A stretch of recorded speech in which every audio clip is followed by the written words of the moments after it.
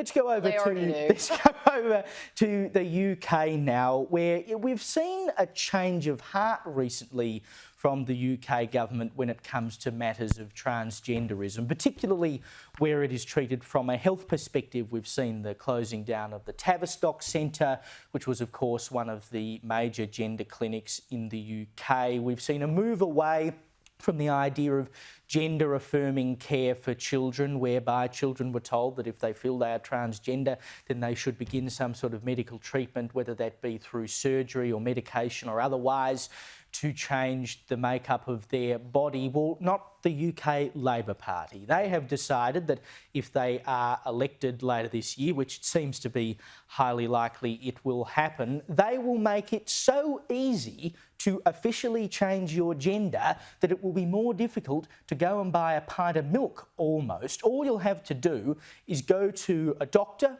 perhaps your local GP, your family GP, and say, look, I feel like the body I'm living in is not the one I belong in, and your doctor can sign off a piece of paper that says officially your gender has changed. Now, currently, if you want to go through that process, a gender recognition certificate they call it, you have to be diagnosed with gender dysphoria, you have to have been living as though you were the other gender for at least 2 years, you have to affirm that you intend to live as that gender for the rest of your life, you need 2 medical reports, one of them from a specialist, and then finally all of that has to be considered by a panel. And that seems fair enough, because to say that you are changing your gender is pretty extreme. But no, UK Labor, the opposition, says if we're in power, do away with all of that, because, and according to one source who talked to a newspaper in the UK, they said that they want the process to be less medicalised, as though this was just something that you wake up in the morning and you can flip-flop every single day.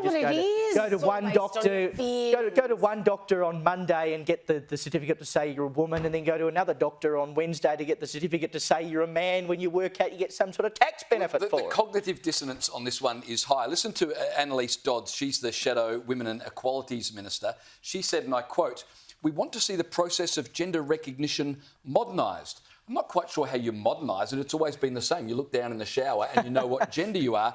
But she says this. She says, "We want to see the process of gender recognition modernised while protecting single-sex spaces for biological women." Well, the contradictions in that are enormous. Yeah. How can you say you can be a woman simply by consulting your GP, yet we're going to protect women?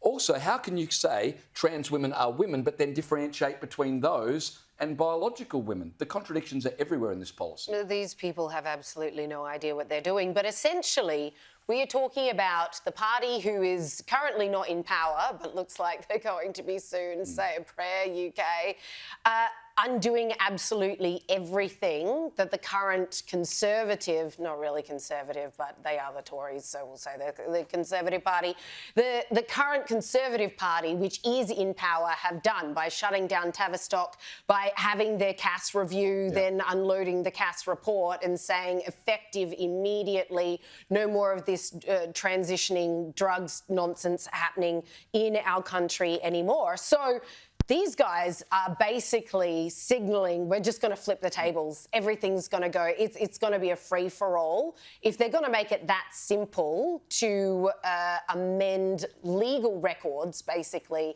your birth certificate or whatever the case may be, and tell the world that you're now a different gender. It's as simple as one trip to your GP and then you're home and hosed. And don't forget the British government stopped Scotland from introducing lax gender recognition laws. Nicola Sturgeon was going to make it very easy to swap genders. Rishi Sunak stopped them from doing that.